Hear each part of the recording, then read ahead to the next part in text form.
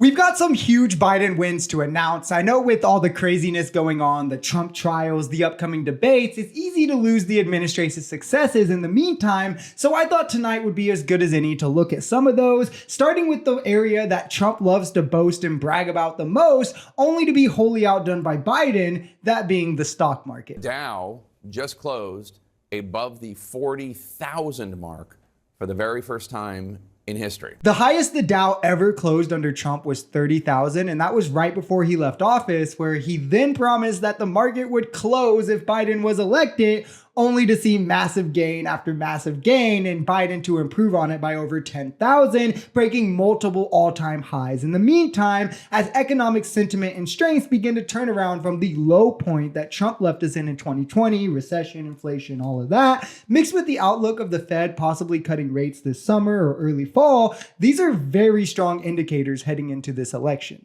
A record $16 billion funneled to historically colleges and universities, marijuana and criminal justice reforms, and enhanced benefits for black-owned businesses. Trump investing in black colleges is one of the most common talking points you hear from MAGA supporters as to why, well, one, he's not racist, and two, why he should actually have the black vote, when it's really weak the more and more you look at it. We've covered Trump's history with the black community time and time again, which is disqualifying in its own right. But during his presidency, if we look at the areas that actually affect the black community, he ignored them all. He never touched marijuana legalization, something that disproportionately affects the black community and arrest, despite the white community using it at the exact same rates. He strengthened stop and frisk, something that is used to disproportionately target black people and is shown in statistics and data. And he also tried to roll back the ACA, which long tackled medical racism and the disproportionate lack of coverage in the black community before it passed. All while Biden is rescheduling marijuana, he's investing in criminal justice reform. He's done marijuana pardons every year.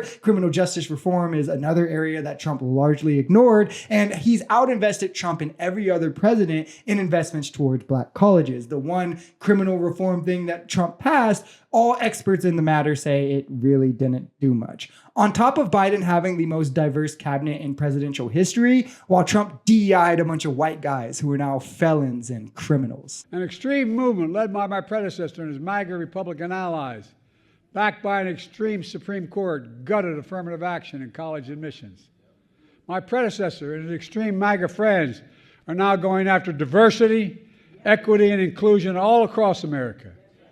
They want a country for some, not for all. Trump is directly responsible for the rolling back of affirmative action, the subsequent attacks on CRT, now DEI, and with more Supreme Court appointments coming up, we can't risk letting Trump do more damage to these avenues of removing the barriers of inequality in our society. Trump wants to build from the top down. Don't get that mistaken. That is something that will always benefit the top, when we should be building middle out, throwing ladders down for those below us, and that's exactly what affirmative action and DEI are set to do and have long been doing. We're long doing before Trump. And these MAGAs are hypocrites anyway, right? If they're so worried about the equality of admissions in colleges, why don't they ever speak about legacy admissions? Because that's way more unfair than affirmative action could ever be. Nothing is more unfair than Prescott getting into Harvard because his dad paid for the library 50 years ago.